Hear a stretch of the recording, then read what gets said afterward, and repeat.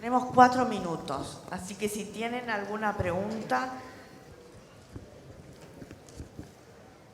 Bueno, yo tengo una pregunta, porque hablamos, para Patricio, en general del tratamiento del paciente, como para inducir remisión y para mantenerla, pero pongamos un paciente que está en remisión, que empezó a los 30, 40 años, ahora tiene más de 70, está en remisión, pero está con inmunosupresores porque era corticodependiente, hace años que está con... ¿Le cambiamos porque ahora está mayor? ¿Cómo lo vamos a seguir? Porque bueno, lo empezamos a vigilar un poquito más, le tenemos que sacar, cambiarle.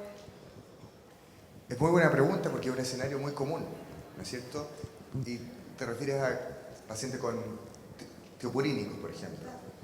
Bueno, en los pacientes con tiopurínicos, cuando llevan 10, 15 años, a mí me sorprendió mucho cuando estaba en el fellow un paciente con lo mismo, llevaba 12 años con acetoprina. Y le conté al staff y me dijo, hagámosle un escáner, veamos que no tenga un linfoma, mandémoslo al dermatólogo, veamos que no tenga cáncer de piel. Pero en el escenario ideal, ¿no es cierto? Si uno pudiera elegir, podemos discutirlo, uno podría, por ejemplo, decir, ok, hoy día aparecen fármacos que parecen ser más seguros, que tienen menos riesgo. Por ejemplo, vedolizumab, ¿no es cierto? Que en todos los estudios muestra ser menos riesgoso en los pacientes mayores, menos tasa de infecciones. De modo que si uno pudiera elegir, probablemente vedolizumab es una opción. No tenemos. Ozanimod, si el paciente no tiene alteraciones de la conducción cardíaca, no tiene enfermedad ocular, monitoreado por oftalmólogo, eventualmente podría ser una alternativa. Pero de lo contrario, y eso va a pasar en la mayor parte de los pacientes, vamos a seguir probablemente con tiopurínicos. Y cambiarse no es fácil. Ahora, aparece aquí otro concepto que es el de escalar, ¿no es cierto? Que es interesante y uno podría decir, bueno, este paciente está en remisión profunda, tiene calprotectina de 30, tiene una colonoscopia con biopsias normales. Bueno, eventualmente uno podría desescalarlo. Y si se reactiva, probablemente ahí uno podría usar anti-TNF o la oportunidad de cambiarlo, sí. Creo que tenemos una pregunta más, la doctora Oropesa para el doctor Javier de Carpí.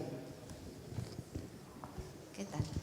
Una consulta. ¿Ustedes utilizan alguna herramienta objetiva, por ejemplo, algún checklist o algo para saber si el paciente pediátrico está en condiciones de pasar? Pues es una pregunta muy interesante porque hay varias herramientas publicadas. Nosotros personalmente no lo hacemos.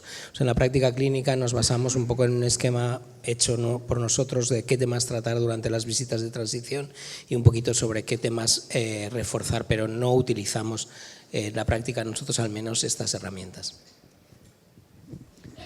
Bien, muchas gracias. Una otra consideración. La doctora Joana Torres y el doctor Jorge Amil. Sí. Dúo Buenos días. Porto. Jorge, nos ha enseñado cuándo sospechar de enfermedades monogénicas en niños, pero ¿cuándo debemos sospechar de enfermedades monogénicas en adultos? Bueno, yo creo que cuando un paciente no tiene la evolución y la respuesta terapéutica que se espera, hay que buscar otras explicaciones. Me acuerdo de un paciente que hemos tenido muy grave con una enfermedad Crohn metastática, que lo pasamos a los adultos y seguía muy reactivo, muy activo. Entonces se ha hecho un estudio genético que ha aclarado que tenía SHIAP.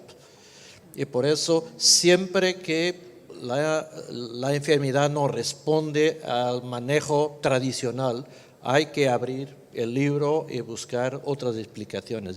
Eso puede ocurrir. Gracias. Estamos a tiempo. ¿Hay posibilidades para alguna otra pregunta? Estamos en hora. Bueno, agradecemos enormemente su presencia a todos los expositores. Ha sido un placer y un muy buen comienzo del Congreso.